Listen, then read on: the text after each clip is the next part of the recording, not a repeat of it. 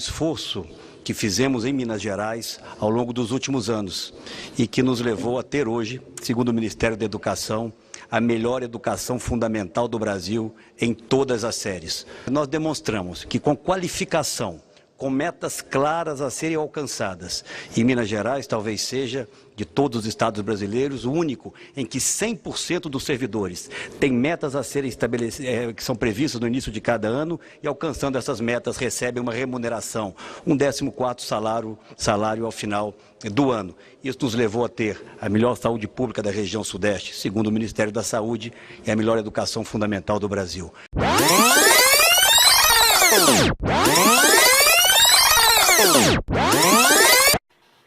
Beatriz, como que você viu a derrota do Aécio Neves no estado em que ele é mais conhecido? Já governou 2 vezes e era governado por um aliado dele.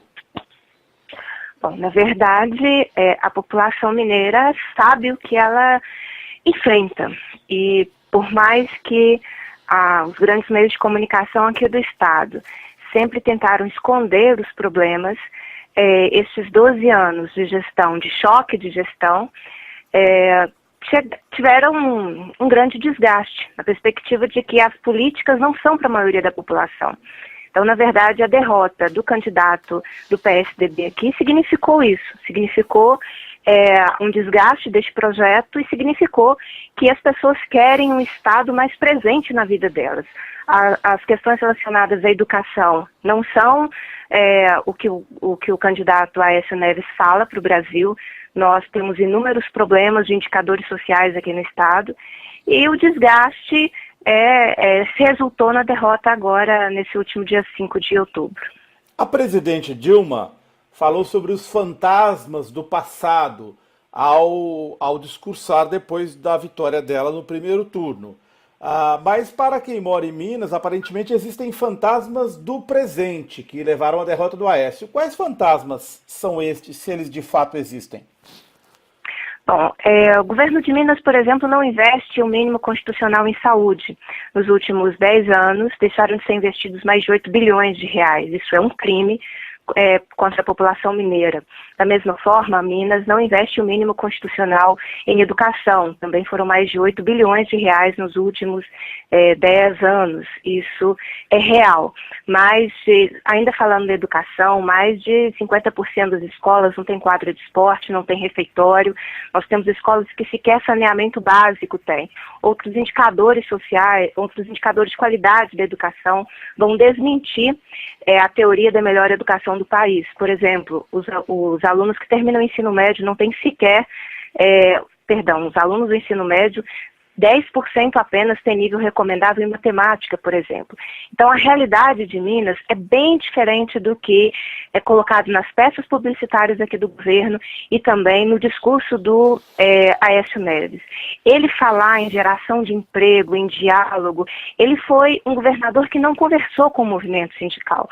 Aqui no estado, as nossas lutas sociais são permanentemente criminalizadas. Basta lembrar que o governo de Minas entrou na justiça em 2013 para proibir que nós pudéssemos realizar manifestações nas ruas de Belo Horizonte ou de qualquer outra cidade mineira durante a Copa das Confederações. Exatamente o medo de que a população e de que o mundo soubessem o que acontece aqui em Minas Gerais. A nossa juventude está largada, não existem políticas para a juventude, faltam mais de 1 milhão de vagas para o ensino médio, não tem política de geração de emprego. O Poupança Jovem, que é um programa do governo do estado, ele atende 9 municípios dos mais de 853.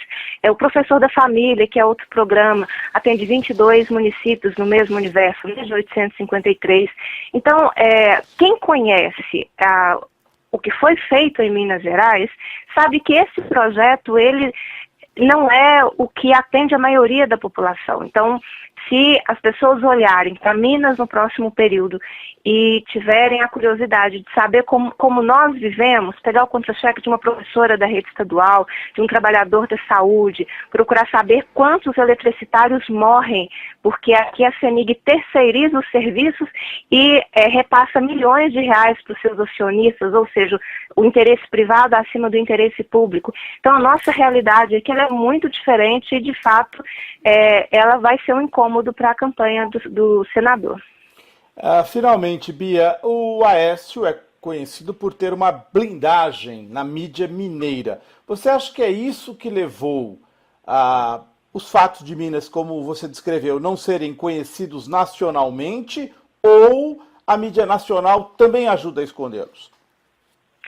Na verdade, aqui em Minas, o senador construiu uma hegemonia que fez muito mal à democracia, e isso precisa ser debatido. A hegemonia envolve não só os grandes meios de comunicação de Minas, como também o poder judiciário, o poder legislativo, o Tribunal de Contas, o Ministério Público. O chefe do Ministério Público, quando deixou o cargo, foi ser secretário de Estado aqui em Minas Gerais.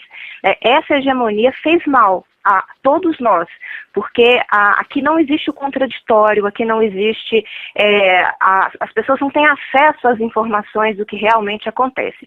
E também acho que a mídia nacional pecou muito, porque escândalos como o do aeroporto de Cláudio e outros já deveriam ter sido debatidos nacionalmente, né? E só chegaram ao conhecimento das pessoas em função da agenda eleitoral.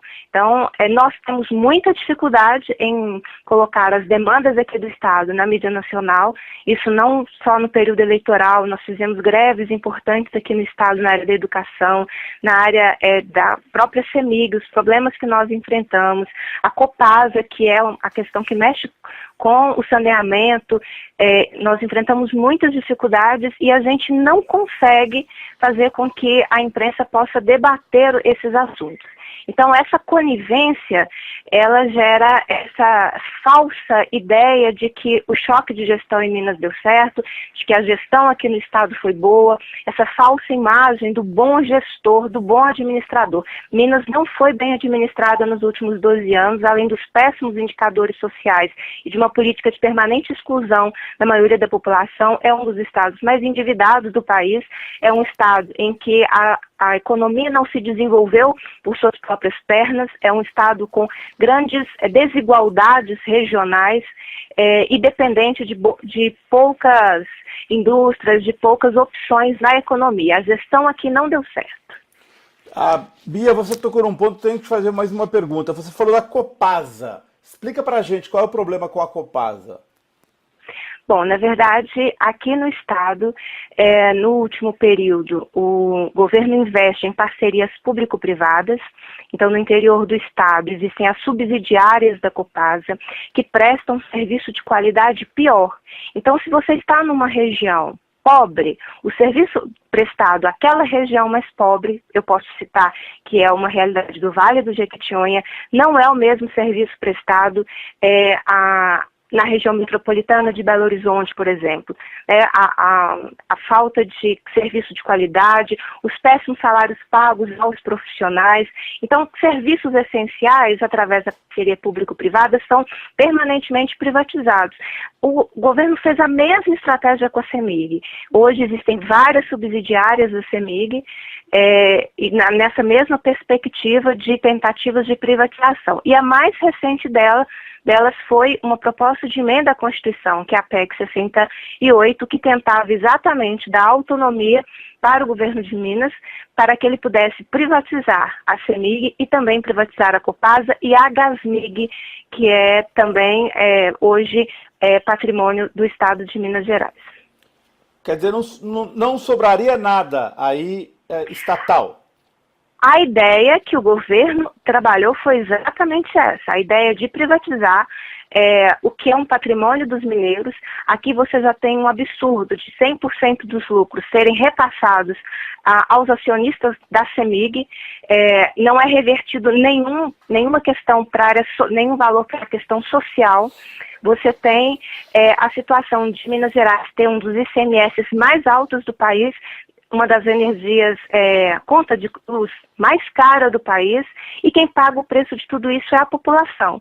Então, um Estado que se preocupa com as pessoas teria tarifas mais acessíveis e o lucro gerado seria investido na própria população. Porque para que uma empresa do Estado precisa gerar lucro? Para que possa voltar para a própria população. Aqui em Minas a conta não é essa. Os lucros gerados pelas empresas estatais, eles são repassados aos seus acionistas, que ficam muito satisfeitos, né? Este sim, com a gestão que existe aqui no Estado de Minas Gerais.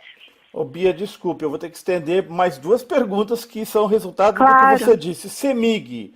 Quem é o principal acionista da CEMIG? É a Andrade Hoje, Gutierrez ou não? hoje é a Andrade Gutierrez. Em 2013, nós do Movimento Social e Sindical fizemos um plebiscito popular aqui em Minas, onde nós debatemos a situação da CEMIG.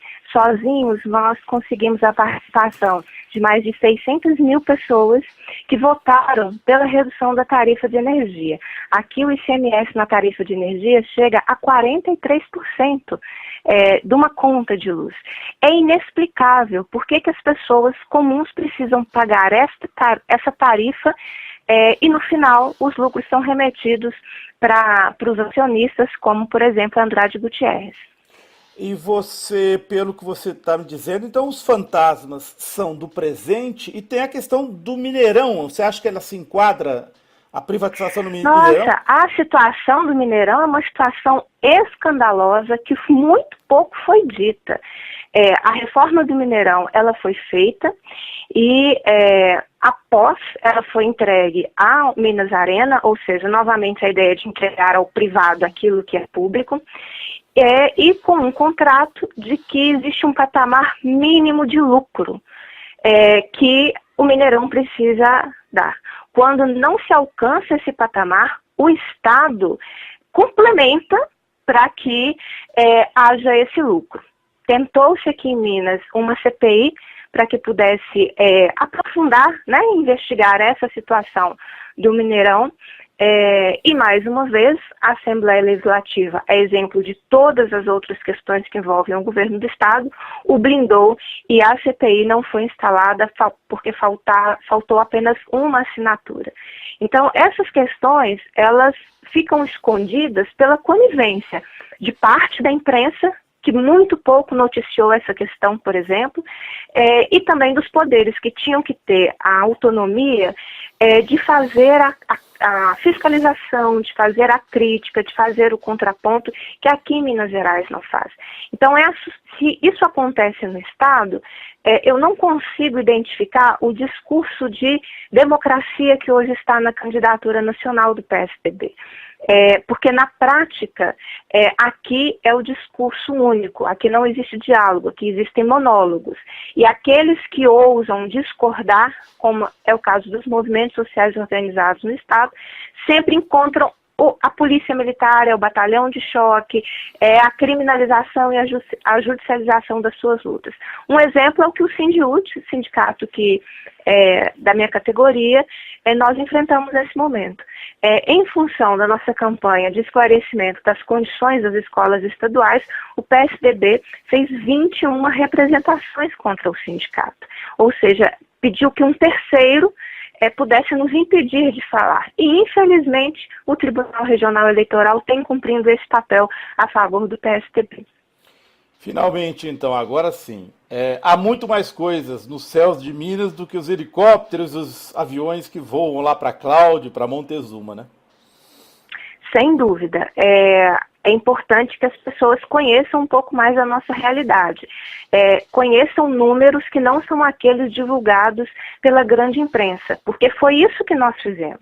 Nós começamos a estudar uma série de indicadores que são dados oficiais do próprio governo do Estado, e aí que nós começamos a perceber na prática que este governo, o seu choque de gestão foi um choque de gestão de marketing, não trouxe mais eficiência à administração pública, é uma construção de uma hegemonia que não aceita um pensamento divergente, que não aceita o contraditório, e a realidade aqui dos profissionais do serviço público é lamentável, não apenas dos trabalhadores em educação, condição a que nós fomos submetidos de miséria, né? Hoje um professor com 10 anos de profissão pós-graduado recebe pouquinho mais do que um salário mínimo.